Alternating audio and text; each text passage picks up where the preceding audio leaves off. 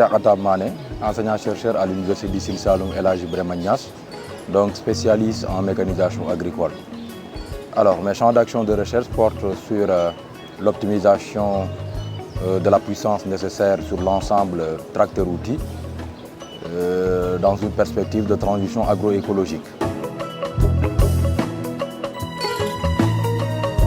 Donc, j'ai effectué un séjour en France dans le cadre du projet PA Pétal du 6 novembre au 14 décembre 2024. Donc, un voyage portant sur trois objectifs principaux, de capacité, l'autre sur la recherche et enfin sur le partenariat. Donc, sur le renforcement de capacité, j'ai eu quand même à participer à des séances de cours, de TP et de travaux dirigés aussi. Dans le cadre du partenariat, nous avons eu aussi à travailler sur des aspects liés à la co-construction de projets, notamment sur la mise en place d'un campus des métiers et des qualifications en agroéquipement. Et enfin, sur le champ de la recherche, nous avons eu à mettre en place des essais donc, afin d'optimiser la liaison tracteur-outil pour contribuer à refertiliser le sol. Et en plus de cela, nous avons eu à faire aussi des essais BRF, donc qui aussi participent à une refertilisation du sol en quelque sorte. Donc, par rapport aux activités d'enseignement et de recherche, comme je l'ai dit, c'est sur des aspects liés à la soudure, donc sur des aspects théoriques aussi de la conception de maquettes télégonflage, mais aussi sur la conduite de façon pratique de tracteurs et aussi de moissonneuses batteuses. Et enfin aussi sur des formations liées à l'autoguidage.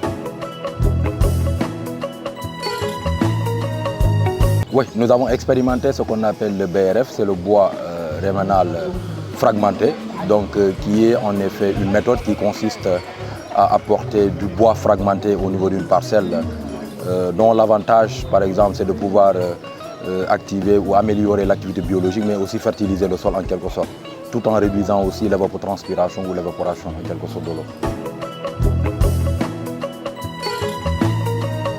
Effectivement, normalement, comme vous le savez, c'est un plateau technique qui est très riche, contrairement à ce que nous avons à l'USSEN. Donc, ce qui fait qu'en réalité, les méthodes diffèrent et les modalités d'enseignement diffèrent aussi. Donc, en termes d'efficacité et de pratique, oui, pour la valorisation, d'abord, nous avons soumis un projet qui est le COF, dont USSEN est quand même partenaire associé. Donc là, actuellement, nous attendons l'évaluation et si c'est financé, notamment, ça pourra enrichir tout ce qui est aspect de partenariat entre USSEN et plusieurs instituts européens, de par des mobilités aux étudiants aussi et aux enseignants.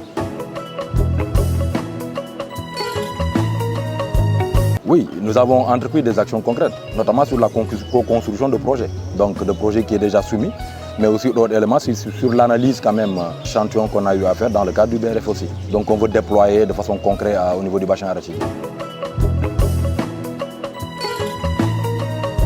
Dernier mot, c'est juste remercier Pétal dans ce jour-là, ce n'était pas évident, c'est un financement qui a été acquis et les remercier par rapport à cette opportunité qui est offerte aux enseignants-chercheurs de l'université, tout en espérant que ce partenariat sera durable quand même.